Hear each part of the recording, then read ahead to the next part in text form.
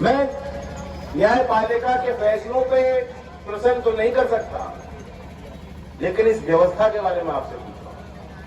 कहीं ना कहीं ये हमारी कमजोरी है, जिस कमजोरी का लाभ और लोग उठा रहे हैं।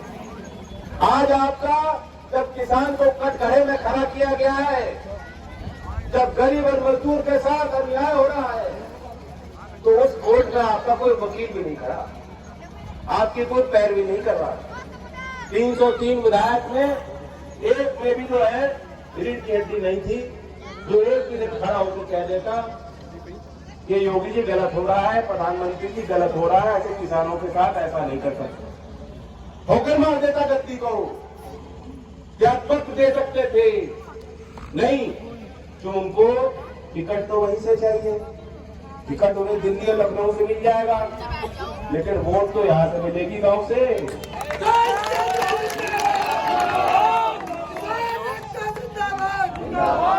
आप पता कर लो, पड़ोस के जिलों में एक बार देख लेना क्या हुआ है, मुजफ्फरनगर शामली में क्या हुआ देख लीजिएगा, और उसको आप और पढ़ दो, आप जो एक भावना बन रही है उसको गति दीजिए, ताकि अगले चरण में झोला पैक होना शुरू हो जाए। मैं आपसे यही कहने आया, गठबंधन के सहारनपुर जिले के सभी प्रत्याशियों को जिताओ। विवेकानंद जी है यहाँ, और आपका चुनाव चिन्ह हैंडपंप का है, जो प्यारा चुनाव चिन्ह है आपका। हैंडपंप का बटन दबाओगे, ठंडा पानी निकलेगा, बाबा को ठंडा पानी पिलाएंगे, ठंडे होंगे।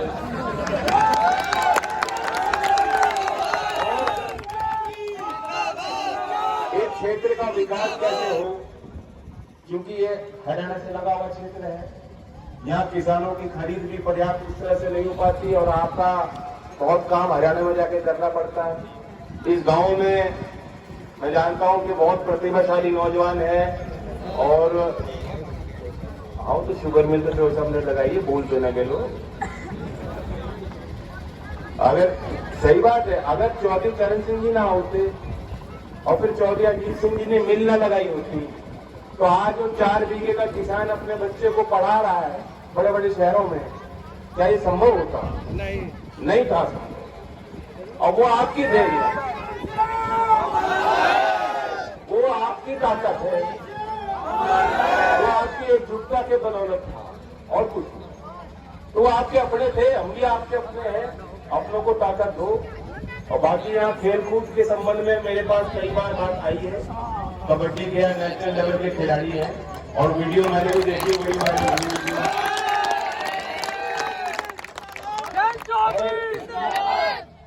मैं तो नहीं जानता कि बाबा ने कभी गेम भी खेला हो तो। अब आप उन्हें बुला जरूर रहे हो अब वो कूद के जा रहे हैं, लेकिन खेल की प्रतिभाओं को विकसित करना, मुझे लगता है जो नौजवान सही दिशा में जाना चाहते हैं उन्हें प्लेटफॉर्म नहीं मिल पाता, और इसलिए सरकार, हमने तो अपने घोषणा पत्र में लिखा कि सरकार बनेगी तो हर ब्लॉक में होगा, और यहाँ गांव में मांग है तो गांव में हम क्या स्टेडियम का निर्माण कर सकते हैं, और जमीन है, क्योंकि जमीन मिलना बड़ा कठिन होता है, लेकिन गांव का अगर प्रस्ताव हो जाएगा तो कर देंगे इसको। और बाकी इतना ही मैं कहूंगा कि अब आप हिसाब ले लो, चूकना मत, क्योंकि देश की निगाह है। मैं अपने लिए कुछ नहीं मांगने आया, मैं तो चुनाव भी नहीं लड़ रहा, लेकिन कहीं ना कहीं अगर आप हमें ताकत दोगे तो एक तो चौधरी अजीत सिंह जी के बाद पहला चुनाव है, हम सबको हिम्मत मिलेगी, और देश के किसान को हिम्मत मिलेगी, ताकत मिलेगी। देश का किसान हारना नहीं चाहिए। सरकार की जलालत रोज सहनी पड़ती है, किसान वो सहता है, कभी कभी कमजोर होकर टूट भी जाता है किसान। जैसे अभी कल राज्यसभा में पता आपको जानकारी मिली होगी, अखबारों की छपा, सरकार ने जो आंकड़े दिए कि 3 वर्ष में 25,000 लोगों ने बेरोजगारी के कारण या कर्ज में डूबे होने के कारण, ऐसा भार, ऐसा कर्ज जो चुका नहीं पा रहे, 25,000 लोगों ने आत्महत्या की। तो ये निंदनीय है, बहुत गलत है, लेकिन ये पूरी व्यवस्था पे भी एक सवाल उठता है। और इसी जिले के किसान वेदपाल जी की व्यथा थी, जो पंजाब नेशनल बैंक की शाखा के आगे उन्होंने 2.5 लाख का कर्ज था उनसे, और वहीं जाकर उन्होंने आत्महत्या कर। तो ऐसा नहीं होना चाहिए, और कहीं ना कहीं ये जिम्मेदारी सरकार की बनती है। गरीब वर्ग, कामगार, किसान, मजदूर, उनके भलाई के लिए योजनाएं बनाए सरकार। आज अभी देश में बजट आया, उस बजट में आपको क्या दिया? कुछ नहीं दिया। सिंचाई की योजना थी, मोर क्रॉप पर ड्रॉप, प्रधानमंत्री ने बड़ा ढिंडोरा पीटा था जब ये योजना चालू हुई। उसका बजट आधा कर दिया, 4000 करोड़ पिछले बजट में थे, इस बार 2000 किए। प्रधानमंत्री फसल बीमा योजना, याद करो पहले 3 साल मोदी जी भाषण देते थे, वही कहते थे कि हम आय दुगनी करेंगे। कैसे करेंगे? एक तो सॉइल हेल्थ कार्ड और दूसरा फसल बीमा, यही तो कहते थे, इसके अलावा तो कुछ था ही नहीं। फसल बीमा योजना तो लूट है, किसानों में उस योजना की स्वीकारिता ही नहीं बन पाई, उसका बजट घटा दिया इसने। और मनरेगा योजना, जिसके बारे में खुद प्रधानमंत्री जी ने बड़े आपत्तिजनक शब्द कहे थे संसद में, और ये कहा था कि ये तो आपकी कमियों का एक स्मारक है, और दुनिया में हम लोग इसको ढिंडोरा पीट पीट के गाएंगे। पता नहीं ऐसी बात सरकार में रहते हुए किसी योजना के बारे में नहीं कहनी चाहिए। उस योजना में जब महामारी थी, बड़े बड़े शहर से लोग पलायन करके लौट रहे, जो कैराना पलायन गाते रहते हैं, बकवास करते हैं।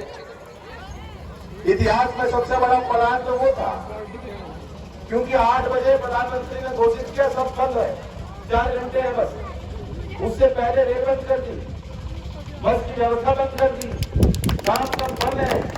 इतनी अनिश्चितता, जो दिन दिहाड़ी रोज जो काम करके कमाता है, खिलाता है, अपने बच्चों का पालन करता है, ऐसे परिवारों पर क्या बीती होगी? दिल्ली में जो रह रहे थे, मुंबई, बड़े बड़े शहरों में वो मजदूर किराया नहीं दे सकते, खाना अब कहाँ से खाना आएगा, कहाँ से रोटी मिलेगी, कुछ नहीं पता। क्या करते वो? बोले घर लौटना ही था, और घर लौटना था तो पलायन हुआ। अरे पलायन हुआ, लौट के गांव में आए, मनरेगा योजना की मांग बढ़ी, क्योंकि वही एक आर्थिक सुरक्षा कवच था, वही तरीका था।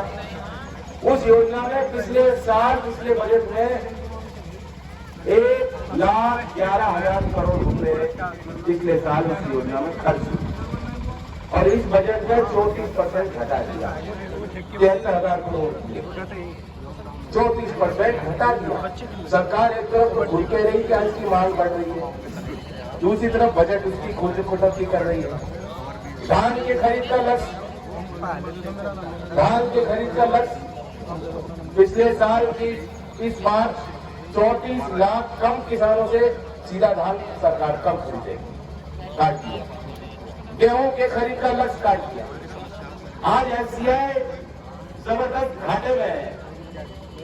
एफसीआई पे 3 से 4 लाख करोड़ का कर्ज है, नहीं चुकाया जा रहा, भंडार भरे पड़े हैं, अनाज सड़ रहा है, फिर भी गरीब भूखा मर रहा है, और फिर इनकी ये है कि नहीं फ्री में हम दे रहे हैं।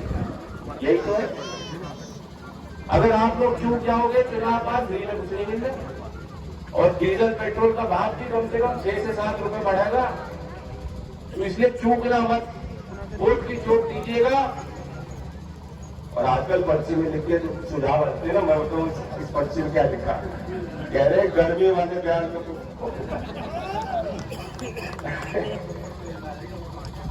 मेरा तो गला गया फट। गर्मी वाली बात तो हम सबका ही अपमान था।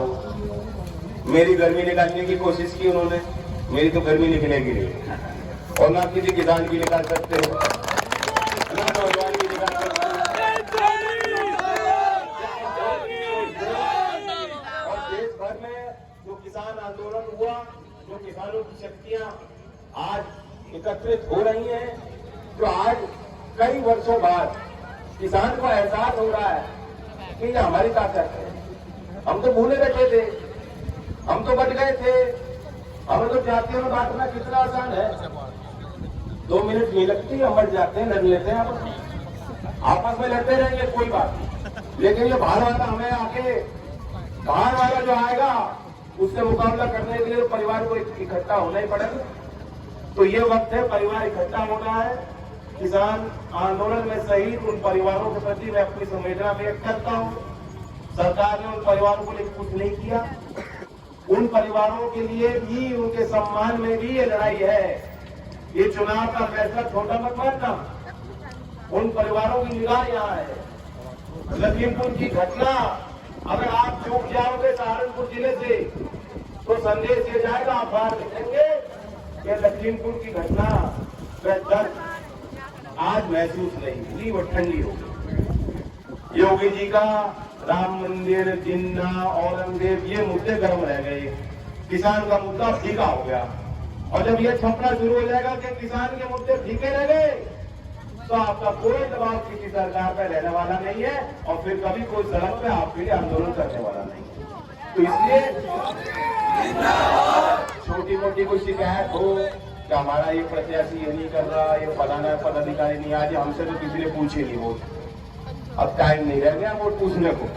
तो जैसे खुद आपका चुनाव है और खुद आप प्रत्याशी हो, या तो ये मान लो कि आप खुद लड़ रहे, या ये मान लो कि मैं लड़ रहा हूं। तो उसी तर्ज पे बहुत कम समय रहता है प्रचार का। आप निकल जाओ आसपास के गांव में, कस्बों में, घर में, गली में जाओ और जोड़ो। यही मेरे लिए आशीर्वाद होगा। धन्यवाद। जय हिंद, जय भारत।